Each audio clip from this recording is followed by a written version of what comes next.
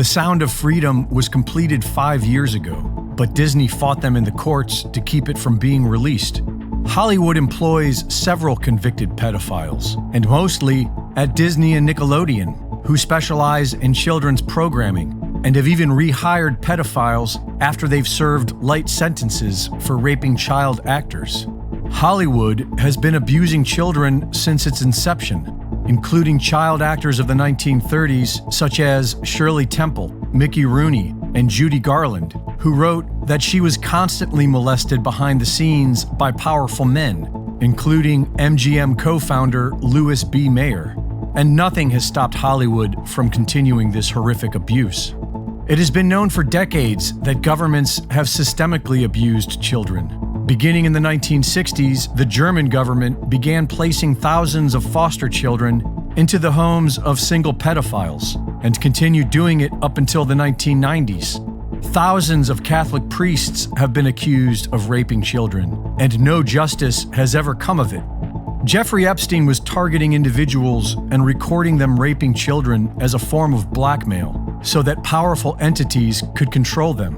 Epstein has disappeared, and so has his little black book. Many have claimed that Hugh Hefner was doing the same thing for the CIA that Epstein was doing. In 1976, Hefner's Playboy magazine published erotic nude pictures of a 10-year-old girl, and nobody seemed to care. The effects on these children can often be fatal, whether it's from blunt trauma or suicide, and those who survive most often struggle with it for their entire life. To me, sexual abuse, it kills a child.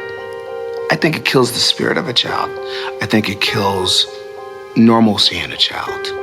So I just have spent a great deal of my life, walking around really as a dead person in a sense, because I almost feel like I was murdered. Child abuse has been used as a form of trauma-based mind control because it often forces the child to disassociate, which has been known to create multiple personalities. MKUltra whistleblower Kathy O'Brien came from a family of multi-generational child abuse that sold her to the U.S. government. I developed a compartment in my brain, a little area behind amnesic barriers that was actually the neuron pathway shutting down in my brain in order to compartmentalize the memory of abuse so that the rest of my mind could function normally as though nothing had happened. My father's sexual abuse expanded into child pornography. And he was sending this child pornography of me through the U.S. mails. And he was caught. The pornography was confiscated by a criminal faction of our government. The local politician approached my father and told him that he would receive immunity from prosecution if he would sell me into the CIA's MKUltra Project Monarch. Some families practice incest and pedophilia to gain power and to maintain it. Inbred Jacob Rothschild explains it here while reading a quote from his inbred relative, James Rothschild. In our family, we've always tried to keep love in the family.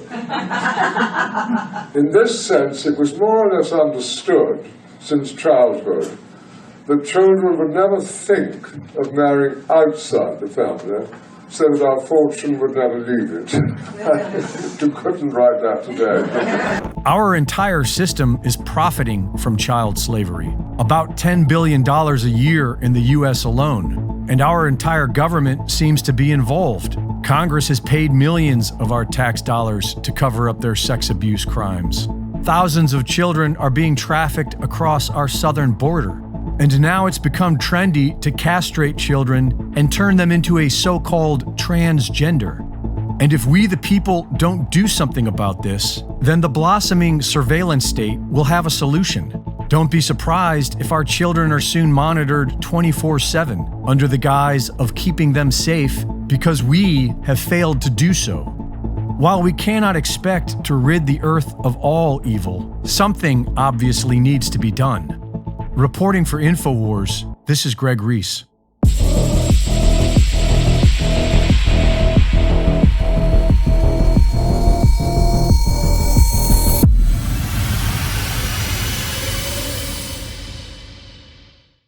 Thank you for watching the latest Greg Reese Report. Be sure to go to reesereport.com To see my latest videos, sign up for my free newsletter, and subscribe for exclusive content. And be sure to support my sponsor at InfoWarsStore.com.